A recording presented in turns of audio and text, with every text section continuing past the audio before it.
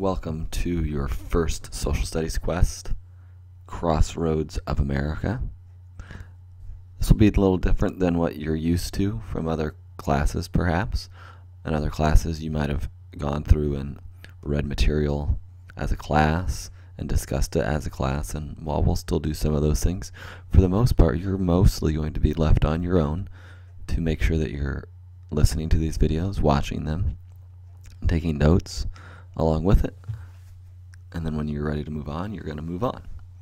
So it'll take some time to get used to this, but I think it's good for you to have this option available to you. So this is our first quest, as I was saying, Crossroads of America. It will be, the information can also be found in your actual Indiana history textbook on pages 13 to 58. And that's going to be used as a good reference material for some of these things, but for the most part, you're going to have these notes to help you manage your way through this quest. Let's get started by first looking at our key point. This is an overview of the different things that we're going to be learning throughout this social studies quest. Please follow along as I read it out loud. Within Indiana, there is a diversity of land and culture. This diversity was caused by glaciers carving the land during the Ice Age. The glaciers helped shape Indiana's three regions: the northern moraine and lakes, central till plain, and southern hills and lowlands. Indiana also has many different cultural groups that have used Indiana's many natural resources to meet their needs and have added to Indiana's rich heritage through their customs and traditions. We're going to start by looking at some of the fun facts about Indiana. This information isn't necessarily in a good spot in your textbook. So as you can see from here on our PowerPoint, there are a couple different websites that you could go to find this information.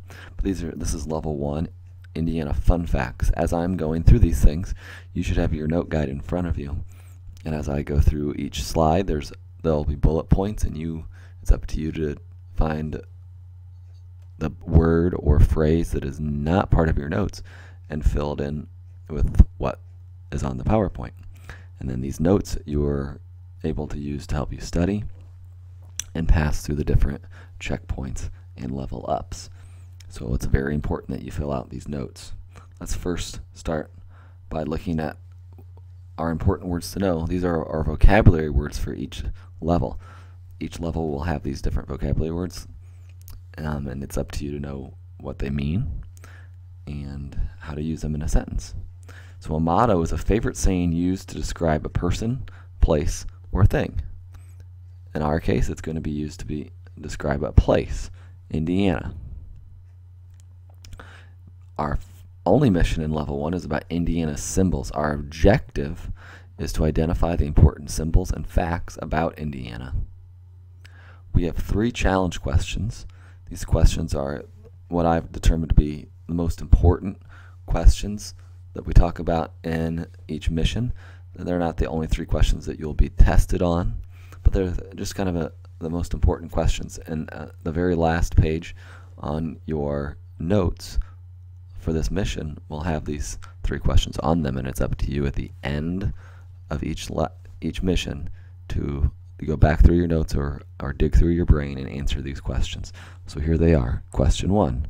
Where did the nickname Hoosier come from?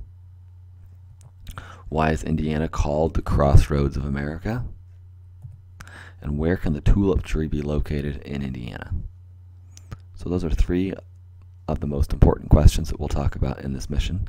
It's up to you to be able to answer them at the very end of this mission as well. Our big question for this entire unit is, what is special or unique about the geography and culture of Indiana? So as we go through each mission, it's up to you to have that question in the back of your mind. That's why it's here, is to have just a way for us to put it in the back of our mind to be thinking about as we're going through each of these topics and lessons. Let's first talk about Indiana's nickname. Indiana is called the Hoosier State. I think it should be called the Boilermaker State, but nobody has listened to me so far. Now, there are many different theories about how the word Hoosier came to be and how it came to have such a strong connection with the state of Indiana. Because the truth is, no one really seems to know how the word Hoosier came to be. Some historians think that it was a term that was made to make fun of the people living here in Indiana. They kind of thought that they were weird, and so they called them Hoosiers. But again, they're not really sure. Others think that the first people who lived here used the term with pride to describe themselves. So there's really two ends of the spectrum there. One group of scientists think that, or one group of historians think that the term was a bad term, and another group of historians think that it was a good term. But again, we're not quite really sure where it came from. What is Indiana's motto? Remember, that's that special saying that describes a person, place, or thing. The state motto is called the Crossroads of America, and it's where we get the name for this quest. And it was adopted by the Indiana General Assembly, that is the lawmaking body of our state, in the year 1937. Why is Indiana called the Crossroads of America?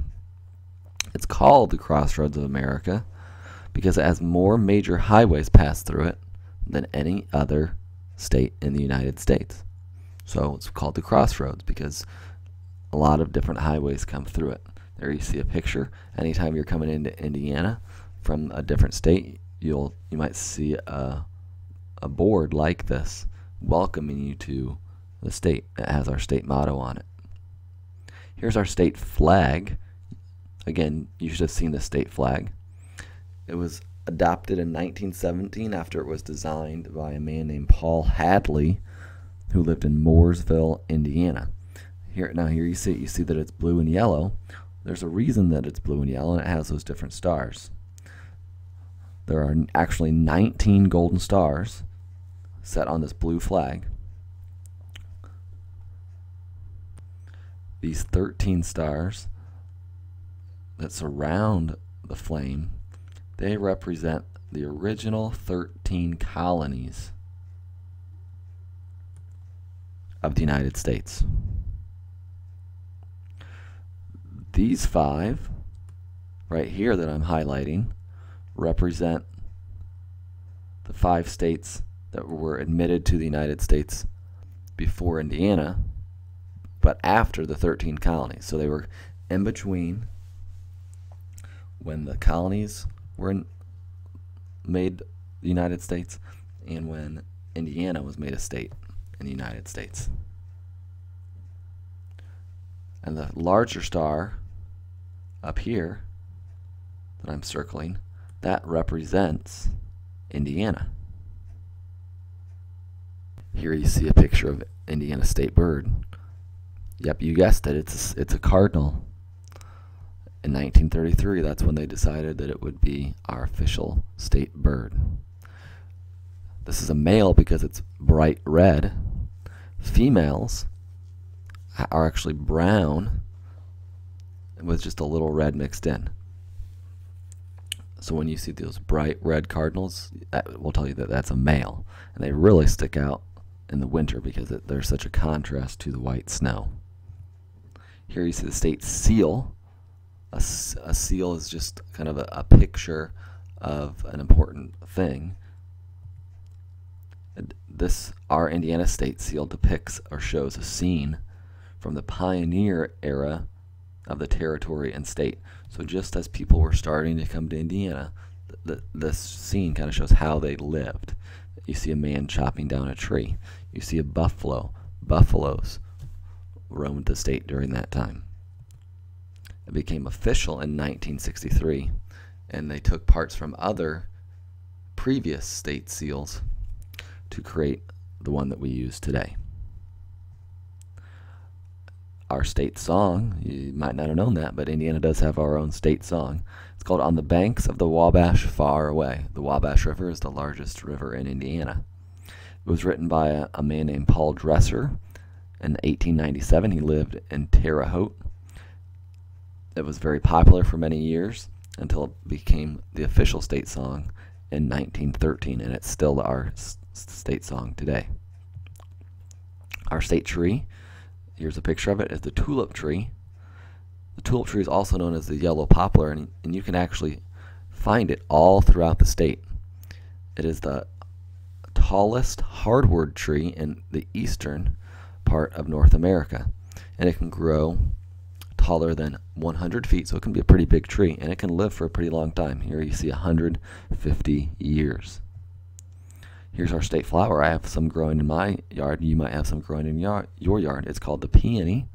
Peony blooms in late spring, and you can see it that it's usually pink, but it also can be white. It's grown all over the state as well.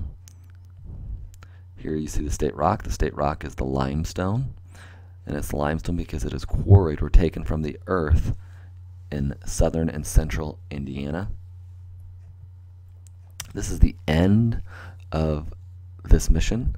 Please make sure that you've filled out all your notes, that you now take the time to answer the 3 challenge questions from this mission, because you will need to know that information prior to attempting to move on in this quest.